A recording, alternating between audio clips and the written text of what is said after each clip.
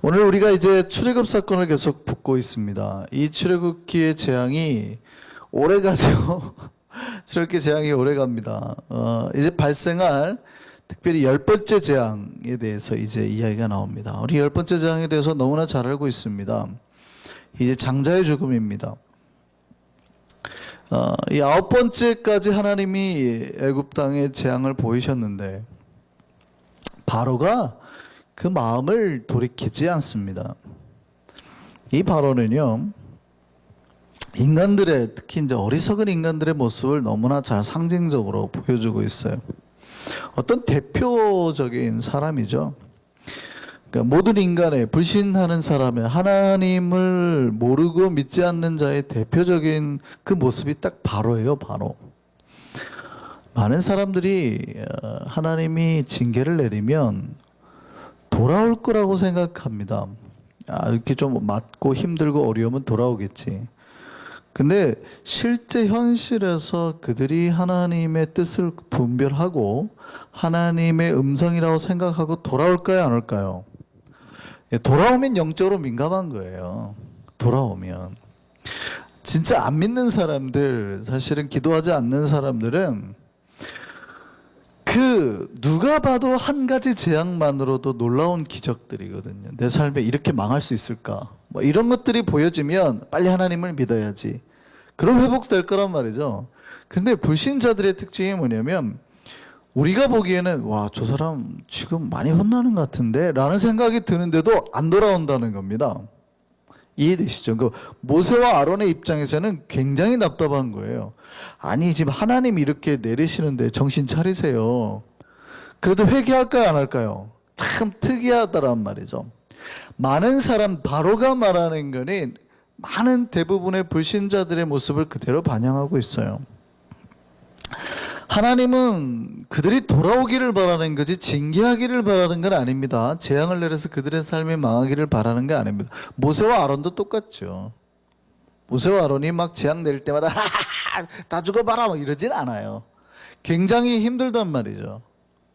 빨리 놔서 이스라엘 백성을 빨리 건져내고 애굽도 잘 되고 이스라엘도 잘 되기를 바랄 뿐이에요.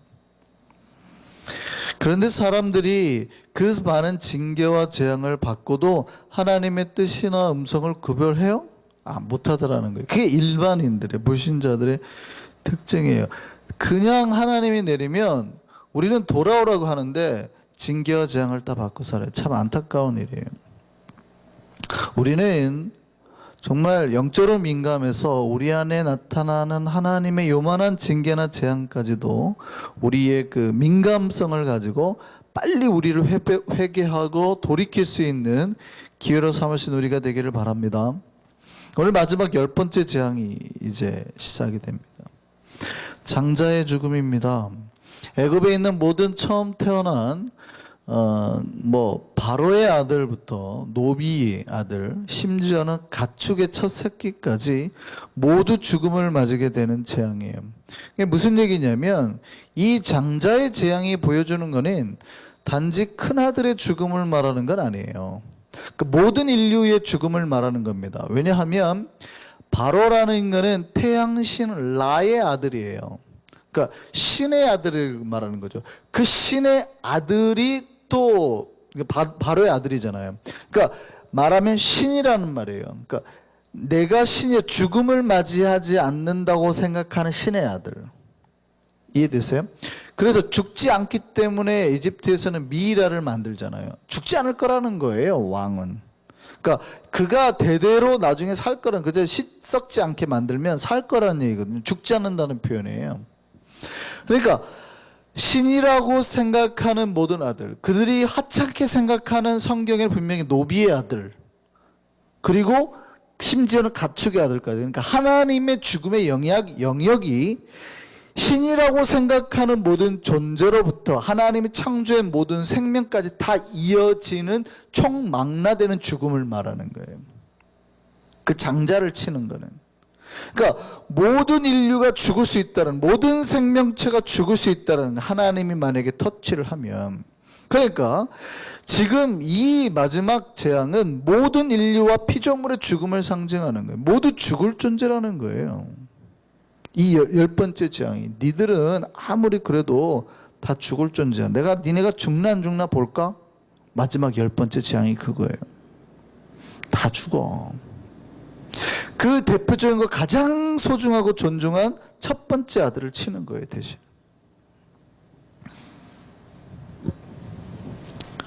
그게 열 번째 재앙입니다. 그런데도 이 마지막 열 번째 재앙이 보여주는 놀라운 거는 그런 전 인류적인 죽음에서도 생명과 구원을 얻을 길을 하나님이 제시하더라는 거예요.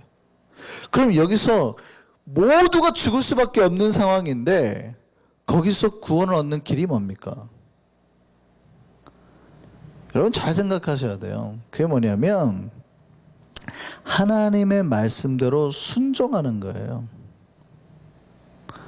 우리가 말하는 예수를 믿는 것, 단순하게 그렇게 생각하시면 안 돼요. 예수를 믿는 것도 하나님이 약속하신 그 말씀 자체를 믿는 거예요. 우리에게 약속을 주신 거. 마치 모세가 놋뱀을 매달았을 때 그 놋뱀을 하나님의 약속을 믿고 뱀에 물린 것과 놋뱀을 보는 건 아무런 연관성이 없죠. 내가 누군가에게 도적질을 했으면 그에게 갚아줘야 되잖아요. 이게 사실은 상례적인 거죠. 내가 누군가의 욕을 했으면 가서 사과를 해야 되잖아요. 근데 그 사람이 죽어버렸어요? 아니면 멀리 있어요? 통화를 못해요? 어디 있는지 몰라요? 그러면 내 죄를 갚을 길이 없잖아요. 그런데 아무런 상관관계가 없는 난데 나는 평생 그럼 죄인으로 살아야 되지만 내가 예수 그리스도를 믿음으로써 내 죄가 사해져 버리잖아요. 여러분이 지은 죄와 예수를 믿는 것과 관계가 있어요, 없어요? 이해되세요? 여러분이 누군가에게 잘못을 했는데 가서 다 일일이 만나서 지금까지 사과하셨어요? 못하잖아요. 그 사람이 어디 사는지도 모르고 죽었을 수도 있고. 그럼 만약에 내가 그 사과를 못했다면 나는 그 죄를 지고 평생 살아야 될 거 아니에요, 죄인으로. 그런데 우리를 구원받게 하신다는 말이죠.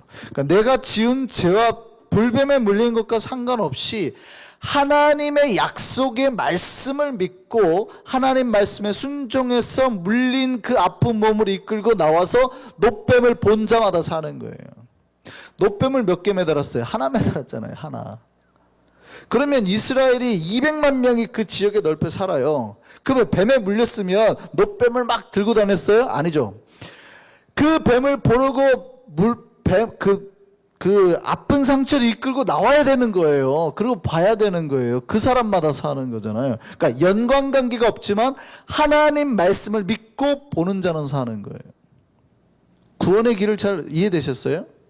내가 뭘 믿고 안 믿고에 중요한 게 아니라, 그러니까 내가 하나님의 말씀을 믿고 보는 자마다 살리라, 예수를 믿으면 살리라는 그 약속을 믿는 거예요. 말씀에 순종하는 거예요.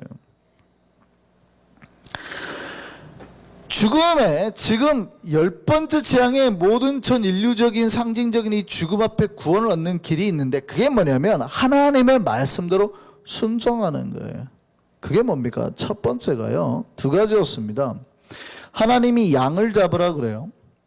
그리고 양을 잡은 집, 그 양을 먹으는데 그 먹는 사람의 가족의 집 좌우 문설주와 임방에 그날 잡은 그 양의 피를 바르라는 거예요. 그게 첫 번째예요. 두 번째는 무교병을 먹으라는 거였어요. 이 두 가지 규례였습니다. 첫 번째는요, 우리가 많이 이렇게 생각합니다. 당일날 피를 바른 사람마다 구원을 얻었지. 맞아요. 우선 그 첫 번째로 한번 생각해 보시죠. 양의 피를 바르는 것으로 구원을 받았습니다. 애굽에 있는 사람 모두가 이 장자의 죽음을 피할 수 없었는데 하나님의 약속이에요. 그 약속을 믿고 어린 양의 피를 바른 자마다 죽음을 보지 않고 죽음에서 건지게 하겠다는 거예요. 근데 그 약속의 말씀을 믿고 바르면 다 구원 얻어요. 다 죽을 수밖에 없는 상황인데. 이해되세요? 근데 이스라엘 백성 중에서라도 만약에 그 약속을 믿지 않고 피를 바르지 않았어요. 이 피가 무슨 효력이 있을까? 죽었을까요? 살았을까요? 죽었어요. 그 집 아들은. 이집트인이라도 만약에 그 하나님이 주신 말씀을 믿고 그날 어린 양을 잡아먹고 피를 만약에 그 집 문 앞에 발랐으면 살았을까요? 죽었을까요? 살았어요. 그죠? 그러니까 족속과 관계없는 거예요. 하나님의 약속과 말씀.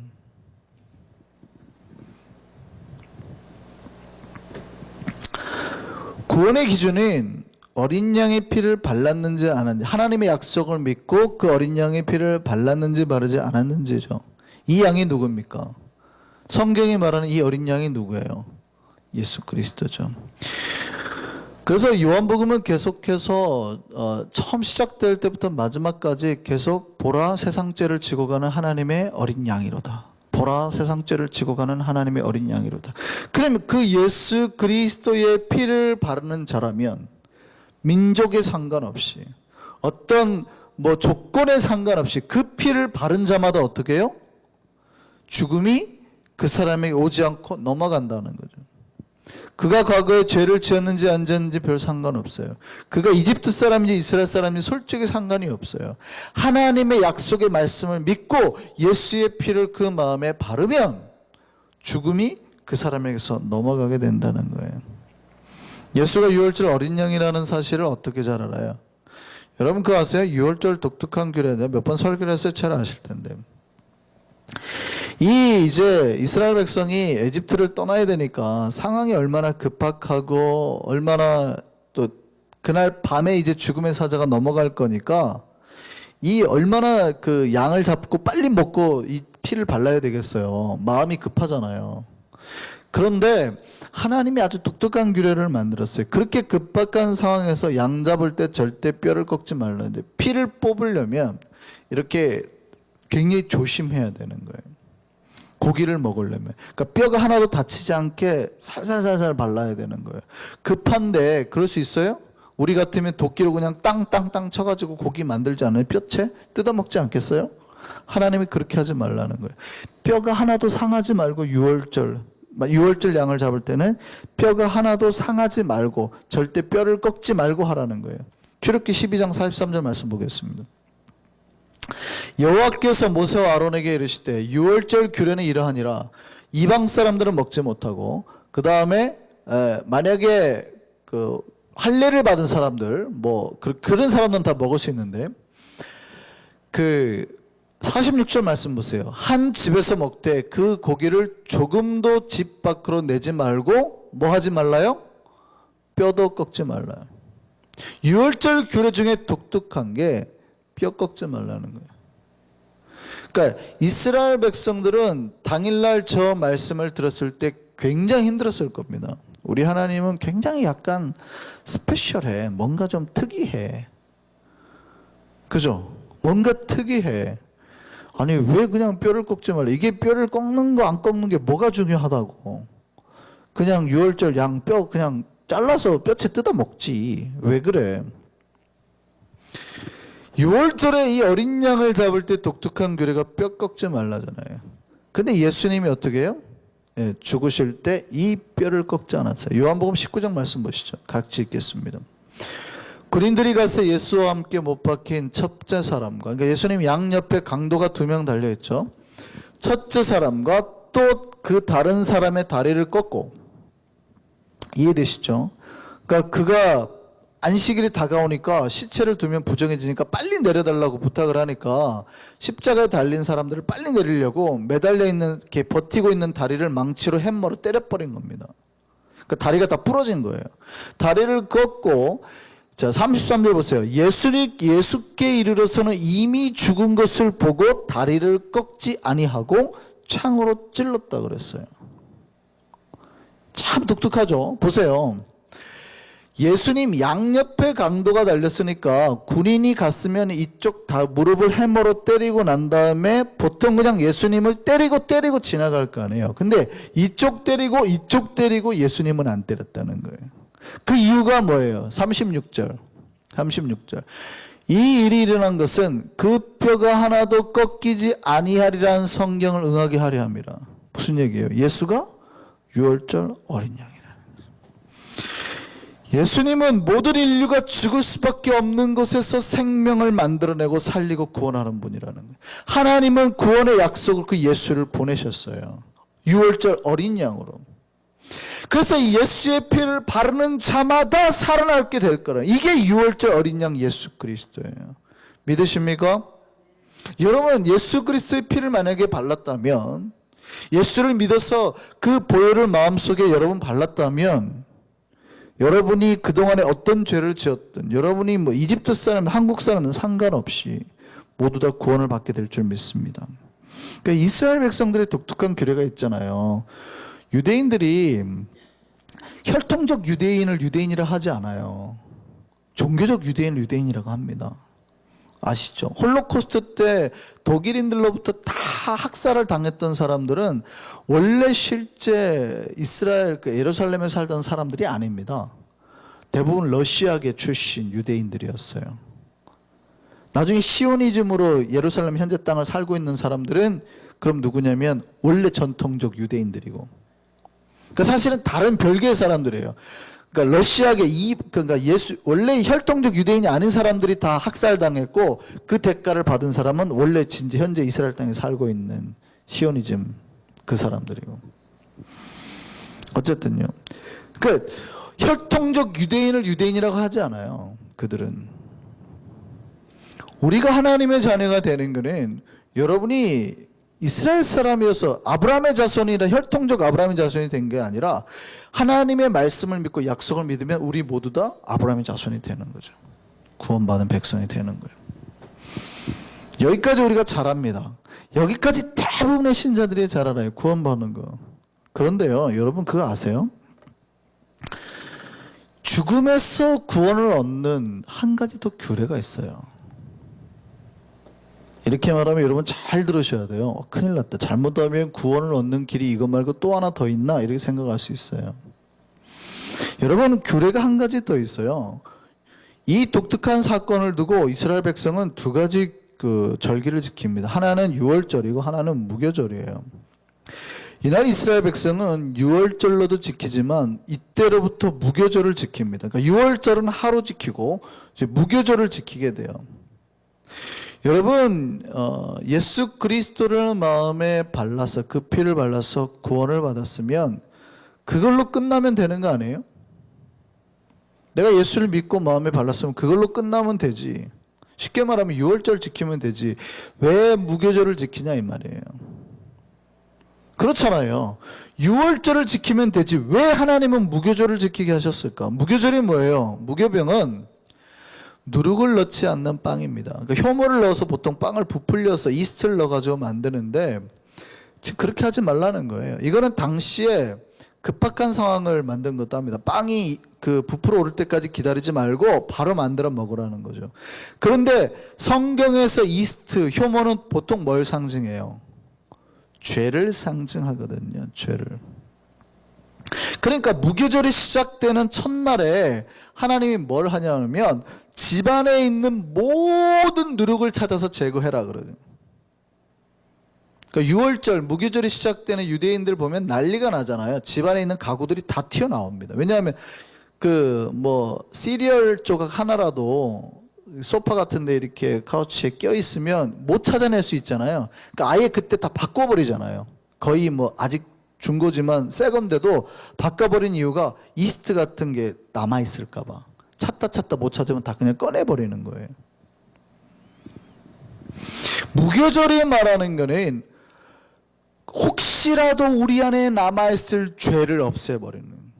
하나님은 구원받은 우리가 거룩한 자의 삶을 살 것을 요구하시는 거예요. 이게 무교절이 상징하는 바예요. 그러니까 유월절의 어린 양의 피는 예수 그리스도의 피를 믿어서 구원받는 거고, 무교절이 말하는 거는 예수 그리스도의 피를 받아서 구원받은 자는 그때로부터 어떤 자의 삶을 살아야 돼요? 거룩한 자의 삶을 살아라는 거예요.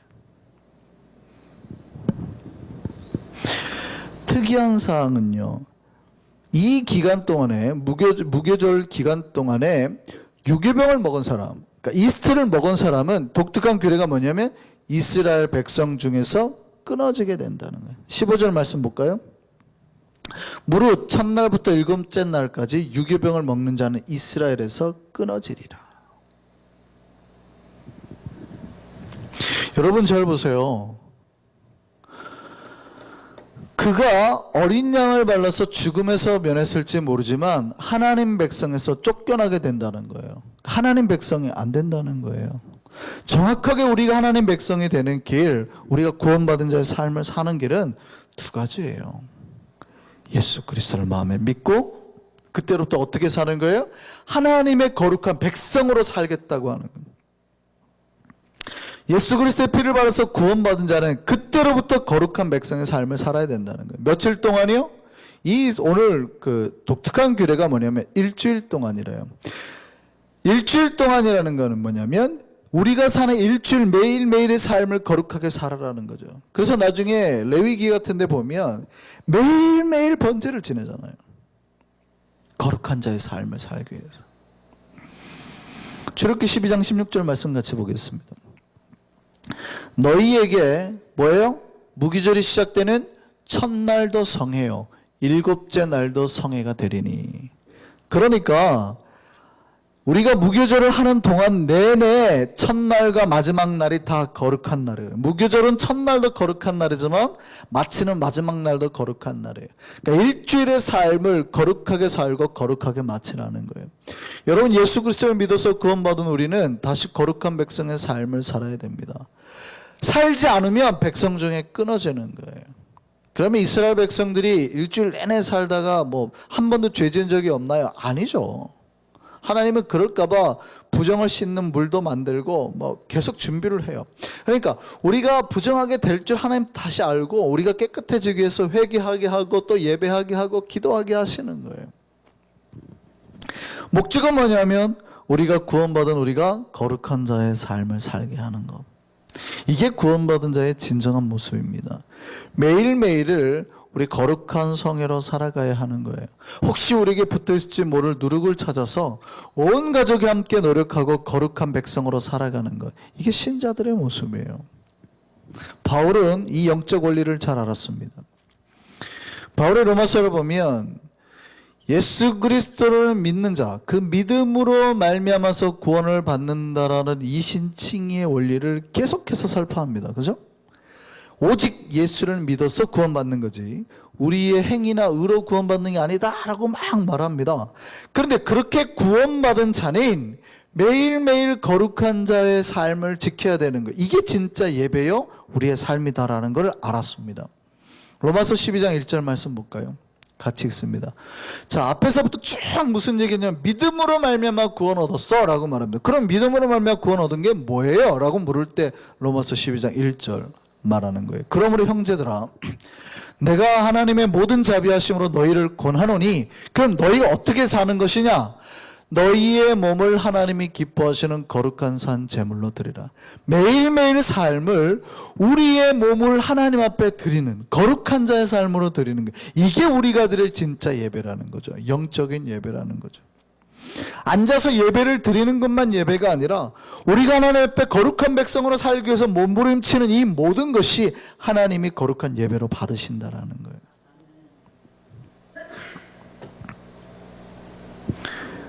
우리가 어떻게 돼야 돼요? 만약에 여러분 예수 그리스도를 믿었다면 이제부터 일주일의 삶이 성회여야 됩니다. 성경이 뭐라고 그래요? 일주일의 삶이 성회래요. 일주일의 삶이 성회라는 말은 뭐냐면 일주일 동안이 매일매일 거룩한 예배의 날이라는 거룩한 모임이라는 뜻이에요. 성경이 오늘 그렇게 말하죠. 일주일이 성회라. 이 일주일이 너희의 성회라. 예수 그리스도를 믿고 구원을 받은 우리에게는 일주일이 매일매일 하나님 앞에 예배하고 만나는 우리의 매일매일의 삶이 거룩한 성회여야 되는 거예요. 이게 우리가 드릴 영적 예배예요. 마지막으로 이 무교절을 지키는 백성의 자세에 대해서 하나님 말씀하십니다. 이 무교병을 먹을 때 어떻게 먹으래요? 허리에 띠를 띠고 발에 신을 신고 손에 지팡이를 들고 급히 먹으래요. 이게 무슨 자세입니까? 이게 누가 이렇게 먹어요? 나그네들이. 그러니까 구원받은 우리 거룩한 백성으로 살아가는 우리의 자세는 뭐냐? 신자들이 이 땅을 살아가는 자세는 뭐냐?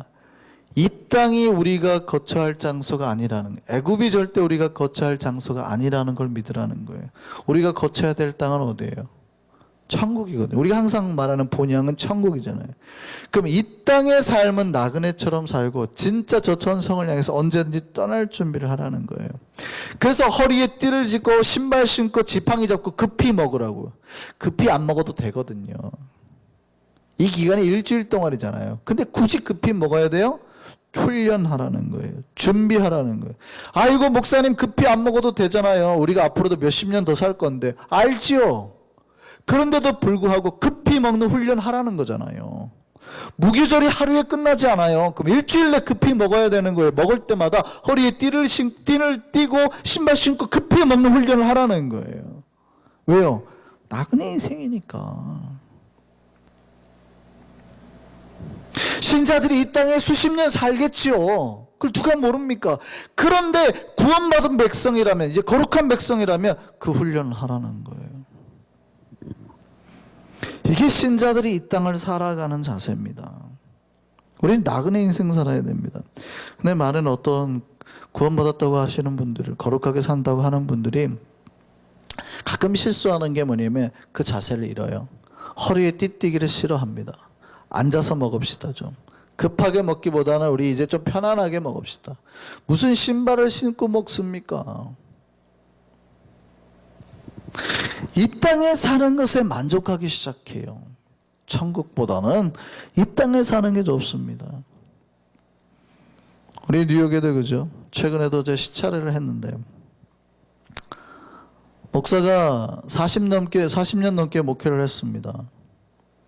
꽤 이름도 있고 명망도 있는 목사님이었어요. 마지막에요. 자기가 수십 년 목회한 교회 팔고 수십억 챙겨서 도망갔습니다.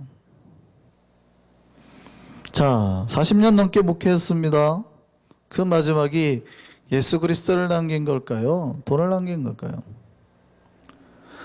그분은 평생 예수를 따라 살았다고 말할지는 모르겠습니다. 근데 제가 보기에는 돈 따라 살았어요. 마지막에 남긴 게 뭐예요? 자기네가 나그네 인생을 살았다면, 나그네 인생을 산다고 말했다면 그렇게 목회를 마칠 수는 없죠. 이제 곧 있으면 몇 년 안 있으면 죽을 텐데 주님 만나볼 양반이. 그렇지 않아요? 곧 있으면 진짜 몇십 년도 안 걸릴 거 아니에요. 70이 넘었잖아요. 그럼 곧 있으면 주님을 만나볼 양반이 주님 앞에 어떻게 주님을 보려고? 예수님 따라 산 게 아니라 돈 따라 산 거죠. 그분이 미스한 게 뭔지 아세요? 예수를 만나서 구원의 감격도 누리고 거룩하게 살려고 노력했을지도 모르겠어요. 근데 나그네 인생 살아라는 하나님의 이 말씀을 못 지킨 거예요. 허리에 띠띠고 지팡이 잡고 밥을 먹어야 되는데 지팡이 놓고 벨트 풀르고 신발 벗고 먹거든요. 이 땅에서 천년 만년 살 것처럼 했다는 거죠. 죄입니다, 죄. 예수님은 무교절 그렇게 지키라 하지 않았어요. 구원받은 백성 그렇게 살라고 하지 않았다고요. 여러분, 예수 믿는 사람 조심해야 됩니다. 거룩하게 살려고 하는 사람은 이 땅이 나그네 인생임을 알아야 돼요. 우리 스스로 이 땅에 사는데 스스로를 속이는 그런 실수할 수 있어요. 조심해야 됩니다. 사탄은요, 기회만 되면 돈 주고 우리 영혼을 팔려고 그래요. 그게 파우스트잖아요. 젊음을 주고 영혼을 팔아요. 건강을 주고 영혼을 팔아요. 어떻습니까? 우리는 그렇게 할까요? 그렇게 할까요, 안 할까요? 돈만 주면 영혼도 팔겠죠. 차라리 사탄이 그런 딜을 좀 해왔으면 좋겠다. 돈을 도대체 얼마를 주겠다는 거예요? 젊음을 주겠다는데 파우스트가 노인 양반이 젊음을 얻었어요. 20대의 젊음을. 그럼 뭐 지옥 가는 게 문제예요? 당장 팔지 않을까요? 괴테가 쓴 파우스트에는 영혼을 판 자, 멸망한다는 거예요. 사탄은 여러분에게 돈을 막 부어줍니다. 막. 어떻게 해서든지 돈을 줘서라도 뭘 팔게 하려고요? 영혼을 팔게 하려고.